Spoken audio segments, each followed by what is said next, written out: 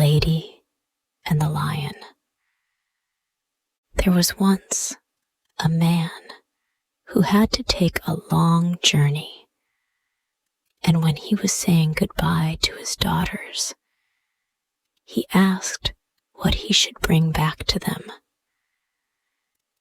The eldest wanted pearls, the second diamonds, but the third said, "Dear father, I should like a singing, soaring lark." The father said, "Very well, if I can manage it, you shall have it." And he kissed all three and set off. He bought pearls and diamonds for the two eldest, but he had searched everywhere in vain for the singing, soaring lark. And this worried him, for his youngest daughter was his favorite child. Once his way led through a wood, in the midst of which was a splendid castle. Near it stood a tree, and right up at the top he saw a lark singing and soaring.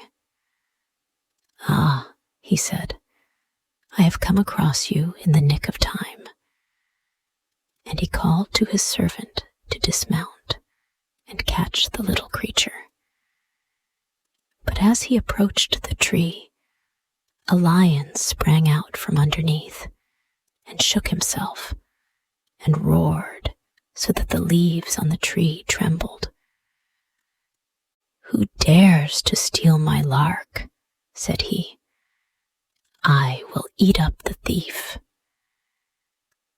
Then the man said, "I didn't know that the bird was yours.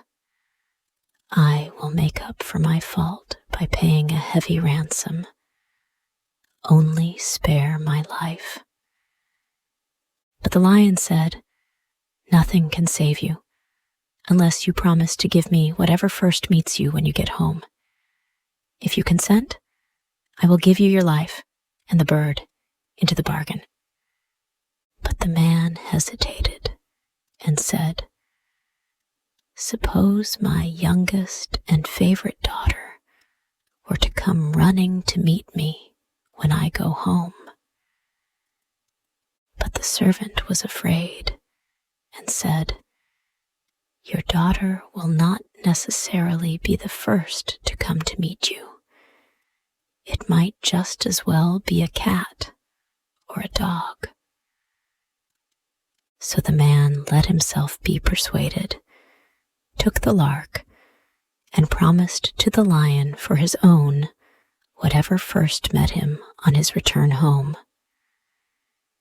When he reached home and entered his house, the first person who met him was none other than his youngest daughter. She came running up and kissed and caressed him, and when she saw that he had brought the singing, soaring lark, she was beside herself with joy. But her father could not rejoice. He began to cry and said, "My dear child, it has cost me dear, for I have had to promise you to a lion who will tear you in pieces when he has you in his power." And he told her all that had happened and begged her not to go, come what might. But she consoled him, saying, "Dear father, what you have promised must be performed. I will go and will soon soften the lion's heart so that I shall come back safe and sound." The next morning, the way was shown to her, and she said goodbye and went confidently into the forest. Now the lion was an enchanted prince who was a lion by day, and all his followers were lions too, but by night they reassumed their human form. On her arrival, she was kindly received and conducted to the castle. When night fell, the lion turned into a handsome man, and their wedding was celebrated with due magnificence.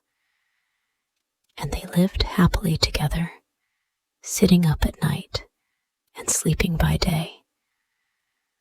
One day he came to her and said, "Tomorrow there is a festival at your father's house to celebrate your eldest sister's wedding.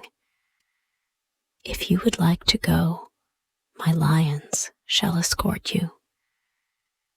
She answered that she was very eager to see her father again. So she went away, accompanied by the lions. There was great rejoicing on her coming, for they all thought that she had been torn to pieces and had long been dead. She went away, accompanied by the lions. But she told them what a handsome husband she had and how well she fared, and she stayed with them as long as the wedding festivities lasted. Then she went back again into the wood. When the second daughter married, and the youngest was again invited to the wedding, she said to the lion, "This time I will not go alone. You must come too." But the lion said it would be too dangerous, for if a gleam of light touched him, he would be changed into a dove and would have to fly about for 7 years. "Ah," said she, "only go with me, and I will protect you and keep off every ray of light." So they went away together and took their little child with them too. They had a hall built with such thick walls that no ray could penetrate, and thither the lion was to retire when the wedding torches were kindled. But the door was made of fresh wood, which split and caused a little crack, which no one noticed. Now the wedding was celebrated with great splendor. But when the procession came back from church with a large number of torches and lights, a ray of light no broader than a hair fell upon the prince, and the minute this ray touched him, he was changed. And when his wife came in and looked for him, she saw nothing but a white dove sitting there. The dove said to her, "For 7 years I must fly about the world. Every 7th step I will let fall a drop of blood and a white feather, which will show you the way. And if you will follow the track, you can free me." Thereupon the dove flew out of the door, and she followed it. And every 7th step it let fall a drop of blood and a little white feather to show her the way. So she wandered about the world and never rested till the 7 years were nearly past. Then she rejoiced, thinking that she would soon be free of her troubles. But she was still far from release. One day, as they were journeying on in the accustomed way, the feather and the drop of blood ceased falling, and when she looked up, the dove had vanished. "Man cannot help me," she thought. So she climbed up to the sun and said to it, "You shine upon all the valleys and mountain peaks. Have you not seen a white dove flying by?" "No," said the sun, "I have not seen one, but I will give you a little casket. Open it when you are in dire need." She thanked the sun and went on till night, when the moon shone out. "You shine all night," she said, over field and forest, have you seen a white dove flying by?" "No," answered the moon, "I have seen none. But here is an egg. Break it when you are in great need." She thanked the moon and went on till the night wind blew upon her. "You blow among all the trees and leaves. Have not you seen a white dove?" she asked. "No," said the night wind, "I have not seen one. But I will ask the other 3 winds, who may, perhaps, have seen it." The east wind and the west wind came, but they had seen no dove. Only the south wind said, "I have seen the white dove. It has flown away to the Red Sea, where it has again become a lion, since the 7 years are over. And the lion is ever fighting with the dragon, who is an enchanted princess."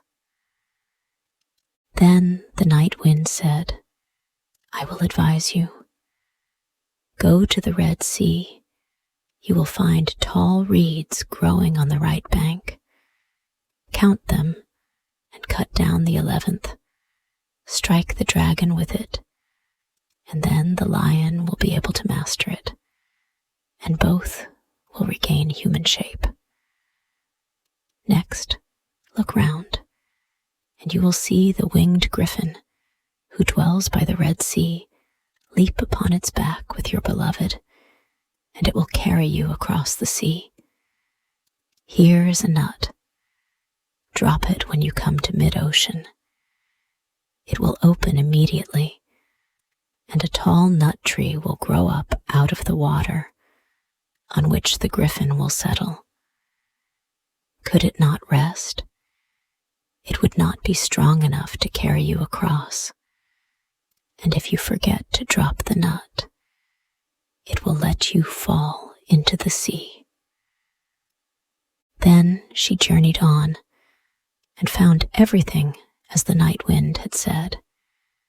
She counted the reeds by the sea and cut off the 11th, struck the dragon with it, and the lion mastered it. Immediately, both regained human form. But when the princess, who had been a dragon, was free from enchantment, she took the prince in her arms, seated herself on the griffin's back, and carried him off. And the poor wanderer, again forsaken, sat down and cried. At last she took courage and said to herself, "Wherever the winds blow, I will go, and as long as cocks crow, I will search till I find him." So she went on a long, long way, till she came to the castle where the prince and princess were living. There she heard that there was to be a festival to celebrate their wedding. Then she said to herself, "Heaven help me." And she opened the casket which the sun had given her. Inside, it was a dress, as brilliant as the sun itself. She took it out, put it on, and went into the castle, where everyone, including the bride, looked at her with amazement. The dress pleased the bride so much that she asked if it was to be bought. "Not with gold or goods," she answered, "but with flesh and blood." The bride asked what she meant, and she answered, "Let me speak with the bridegroom in his chamber tonight." The bride refused. However, she wanted the dress so much that at last she consented. But the chamberlain was ordered to give the prince a sleeping draught. At night, when the prince was asleep, she was taken to his room. She sat down and said, "For 7 years I have followed you. I have been to the sun and the moon and the 4 winds to look for you. I have helped you against the dragon, and will you now quite forget me?" But the prince slept so soundly that he thought it was only the rustling of the wind among the pine trees. When morning came, she was taken away and had to give up the dress. And as it had not helped her, she was very sad and went out into a meadow and cried. As she was sitting there, she remembered the egg which the moon had given her. She broke it open, and out came a hen and 12 chickens, all of gold, who ran about chirping, and then crept back under their mother's wings. A prettier sight could not be seen. She got up and drove them about the meadow, till the bride saw them from the window. The chickens pleased her so much that she asked if they were for sale. Not for gold and goods, but for flesh and blood. Let me speak with the bridegroom in his chamber once more. The bride said yes, intending to deceive her as before. But when the prince went to his room, he asked the chamberlain what all the murmuring and rustling in the night meant. Then the chamberlain told him how he had been ordered to give him a sleeping draught because a poor girl had been concealed in his room, and that night he was to do the same again. "Pour out the drink and put it near my bed," said the prince. At night she was brought in again, and when she began to relate her sad fortunes, he recognized the voice of his dear wife, sprang up, and said, "Now I am really free for the first time. All has been as a dream, for the foreign princess cast a spell over me, so that I was forced to forget you. But heaven, in a happy hour, has taken away my blindness." Then they both stole out of the castle, for they feared the princess's father, because he was a sorcerer. They mounted the griffin, who bore them over the Red Sea, and when they got to mid-ocean, she dropped the nut. On the spot, a fine nut tree sprang up, on which the bird rested. Then it took them home, where they found their child grown tall and beautiful, and they lived happily till the end.